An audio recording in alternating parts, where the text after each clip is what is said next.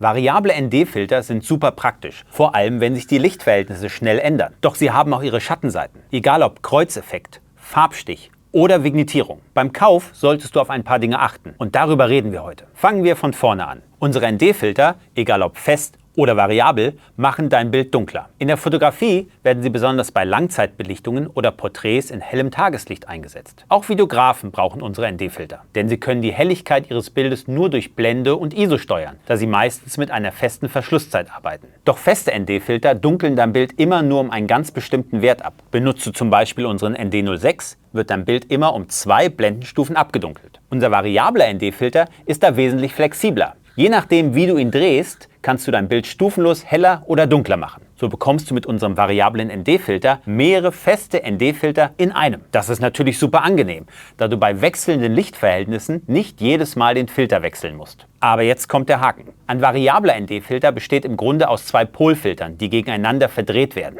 Ein einzelner Polfilter ist großartig. Er entfernt Reflexionen auf nicht-metallischen Oberflächen und sorgt für sattere Farben.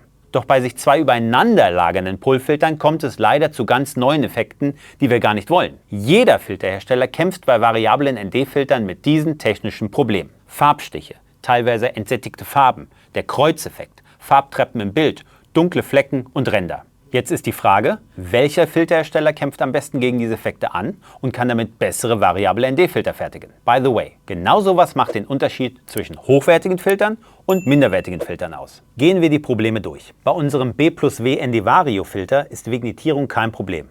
Auch nicht im Weitwinkelbereich. Denn unsere Filter sind überbaut konstruiert. Das heißt, die Frontseite ist größer als der objektivseitige Anschluss. Damit ragt nichts ins Bild. Auch mit dem Kreuzeffekt haben wir kein Problem, da unser Filter stoppt, bevor dieser Effekt einsetzt. Um Farbstiche zu vermeiden, arbeiten wir mit farbneutralem Glas und speziellen Polfilterfolien. Die technischen Probleme bei variablen ND-Filtern werden vom B+W-Filter mit am besten vermieden. Aber da musst du natürlich nicht meinem Wort vertrauen. Gerald Undone hat die gängigsten variablen ND-Filter miteinander verglichen. Die Qualität unseres B+W-Filter hat er auf Platz 1 gesetzt. Den Link zum Video findest du in der Videobeschreibung. Jetzt zu meiner Empfehlung. Wann solltest du zu einem variablen ND-Filter greifen und wann zu einem festen? Wenn du weißt, dass du dein Bild immer um einen ähnlichen Wert abdunkeln musst, ergibt ein fester ND-Filter mehr Sinn. Du umgehst damit diese Nachteile eines variablen Filters, gerade wenn es um die maximale Bildqualität geht. Für mehr Infos zu unserem festen ND-Filter, schau dir gerne unser Video dazu an. Auch wichtig zu wissen, wenn du planst, auf deinen ND-Filter zusätzlich einen Polfilter zu verwenden, solltest du lieber zu einem festen ND greifen. Denn ein variabler ND-Filter besteht ja bereits aus 2 Polfiltern. Wenn du dann noch einen dritten Polfilter dazu schraubst, kann das zu starken Lilastichen oder seltsamen Farbmischungen führen. Nicht zu empfehlen. Wenn du in wechselnden Lichtverhältnissen arbeitest oder Videograf bist,